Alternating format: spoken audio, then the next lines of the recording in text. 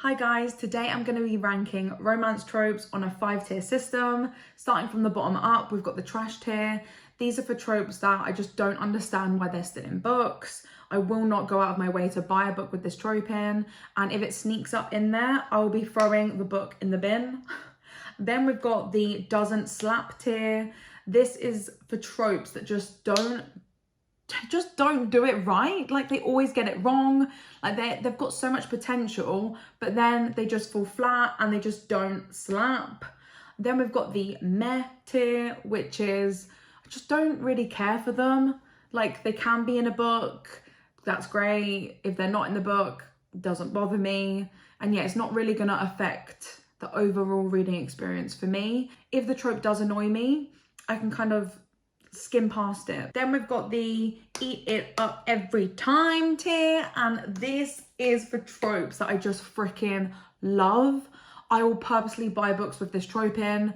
I love them. They make me giggle. They just, oh, I just love them. And they just do it right. Like 9 times out of 10, they are hitting the spot. And then we have the elite tier, the tier that can do no wrong. Literally, I could read this trope and it'd be copy paste, nothing different in 10 books, and I'm still loving it. I'm lapping it up. Okay, so I've got 25 tropes, and yeah, I'm just gonna go through them. I'll put it up on the screen, my tier system. If you don't know what one is, I'm gonna put all of them in the description box below with like a little description. But who am I kidding? We all know these tropes. So without further ado, let's get into it. First trope, forced proximity. And I'm marrying it. I don't mind it. I mean, it's a good trope. Like, it leads to some good situations. But if it's not in the romance book, I'm not too bothered. Like, it's not going to affect it. And if it's done bad, I'm really not that bothered either. So yeah, I'm putting that in the meh. Then we've got the famous trope. Okay, so like one of them's famous. Like either the FMC or the MMC. Again, I'm going to put it in there. Actually, no, I'm going to put it in doesn't slap, because there's not many books where it's not cringe. Do you know what I mean? Like, one of them's famous. And it's just, like, the power play is a bit too cringy. I'm trying to think of a book that does it right, and I can't think of one. So I think that speaks volumes. Okay, bad boy, good girl. Eat it up. Eat it up. I love it. Something about it, I don't know what it is. Because the thing that I like about this is most of the time we see a different side of the boy. Him like turning a little bit good, not like redemption arc, but then like the girl, she's like a really good girl, but then she turns up bad. That's what I like. Like, they kind of meet in the middle and they just gel really well. Yeah, I do like that trope. Then we've got, oh my God, I'm gonna pronounce this wrong. Polyamory. No, I'm looking this up. This is dyslexic brain. How do you say it? Polyamory. You don't want to stress on the R syllable. Polyamory. Syllable. Brilliant. Just look that up. Polyamory. Even saying it doesn't sound right. My brain just never connects words correctly. Okay, so we've got polyamory. This is to eat up. I'm eating it up again. I love it. I think it adds freaking spice to a book. And it just flavors it up. I mean, so many romance books are vanilla, and I started reading this book. Where is it? This series, The Hellfire and Honey. I can't pronounce the series. It's like Agar something. But I call it the Hellfire series because that's the first book. But this series, there's quite a lot of polyamory going on. And not like serious relationships, or like they are serious, but then they can get with other people. And I just love it. It's different. There's flavor. And yeah, haven't read one that does it really badly. So I'm sure, I don't even care actually. If it's done bad, it's there. Okay, next we've got villain redemption. I feel like this is snuck in there by accident from my fantasy one that I'm going to be doing. But we can swing this with romance. This does happen. And I'm going to say I don't care about it. So I'm going to say doesn't slap. Like, yeah. I don't know. I'm not bothered. Do you know what I mean? Like, I like them bad and stay bad. Like, let the both characters turn bad. Make it more saucy, entertaining. Okay, we've got love at first sight, trash. Trasher. I hate this trope. I don't understand it. Love is complex. It's not, I see you walking and I'm falling head over heels for you. No, no. Come on. No, we've got standards here. Okay, one bed trope. Our first elite. Elite. I freaking love this trope. I will die for this trope. I don't care. It's the same in every single book. I freaking love it. Oh, when I find and the best thing about it is you don't know it's going to be in the book. You know, like in the description, you can work out it's going to be like a friends to lovers, childhood romance, like, you know. But with the one bed trope, just, it's there. You turn the page. There's only one room at the inn, at the hotel, and you're just like, yes! I love it. I did just make a short about the love redesigned one bed trope. I'll pop a little bit of it here, but you can find it in my shorts. But that did it so well because it kind of baits you into thinking nothing's going to happen when they're staying in the one bed hotel, like one bed left at the hotel. And yeah, it just does it so well. I laughed my head off and was giggling and then was like, woohoo. So yeah, one bed, elite. Next we've got slow burn. Oh. This is actually quite difficult because I do really like a slow burn, but I don't feel like it's done well enough. Like some books I'm like, come on. Like I can get through 3/4 of the book and I haven't kissed yet. So annoying. So I'm going to say doesn't slap. When it's done right, I love it. But it's not done... It's done too slow so many times. And it's annoying. I want it now. I'm impatient. Grumpy Sunshine. Okay. This is a meh for me. I like it, but I don't care for it. It's in a lot of romance tropes. Like romance books that I read. But... Sorry, I just got a message through. And a lot of the time they're annoyingly grumpy. But again, it's not going to affect the experience for me. I like it, but I just, yeah, meh. Okay, friends to lovers. Meh, I'm mehing this. Again, I don't mind it. It can be quite boring, but it usually is done right. Yeah, I'm going to put it meh. Like, there's better, like, something to lovers out there that I will die for. I think most people can die for. We'll get to them. Okay, billionaire romance. Now, I haven't read many, but the ones I have, I freaking love. Like, I like the world of it being extravagant, where he can spend literally millions of pounds on you and not bat an eyelid. I'm putting it in the eat it up. Eat it up. I mean, I hate billionaires in real life. I don't think they should exist. But in a book, yes, please. Yes, please. I'd love that. Okay, next we've got teacher student. Trash. Who is not putting this in trash? No. No, no, no.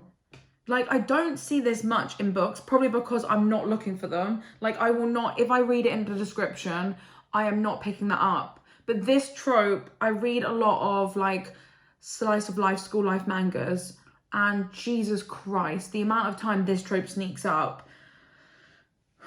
And I have to DNF it. I have to DNF it because I just can't deal with it. It's a no. Okay, friends with benefits. I feel like I'm really bad. I'm going to meh this. Again, I don't mind if it's in there.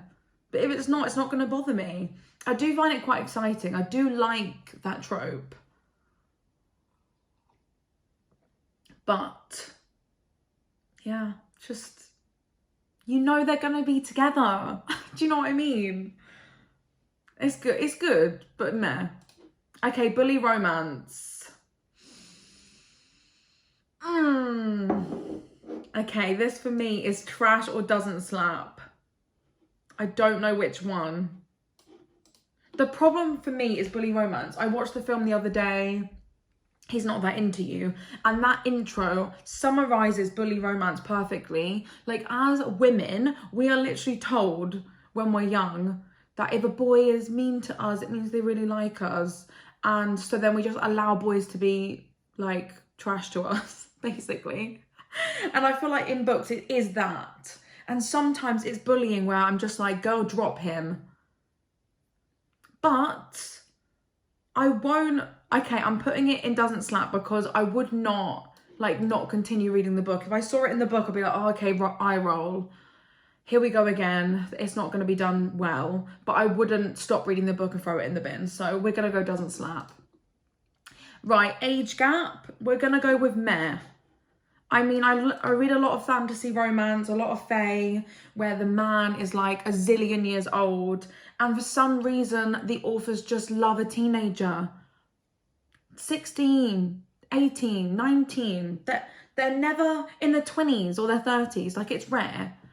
I mean, why? I understand a fae prince or whoever is going to be at like 500 plus because that's the way it is. And obviously a human can't be that old, but why do they have to be a child still? Like, why? It's so agitating. As well, a lot of these books are their 5-book series spanned over 5 years or whatever. You're telling me they can't start off as 25 and go to 30? Or be 30, go to 35? It's just odd to me, so... But I am going to mare it because I'll still read the book. Like, it's something I'll gloss over. I'll be like, oh my God, I'll complain about it once and then I'll move on. See, as long as it's not shoved in my face. Like, I've read books where every other chapter it talks about how old he is and how inexperienced she is. Just don't shove it in my face. Let me read the book. As you can tell, it does agitate me because I feel like I've just ranted about that, but I'm still putting it in the mare because I'm dealing with it. Ooh, forbidden love. I'm gonna put it in it up. Eat it up. Actually, sometimes it's corny and it just doesn't work. That makes me want to put it doesn't slap. No. I'm putting it in eat it up because it just adds the extra level of like the sneakiness. And it's usually they've not been friends before and then they're like, oh, like we can't be together but actually really like you. Yeah, I'm eating it up. I'm eating it up. But you know what? I've never gone out on purpose to buy a book that has that trope, which is why I was questioning it. But if I see it, I'm like, yes, give it to me. So we'll keep it in, eat it up every time. Yes, another one, enemies to lovers.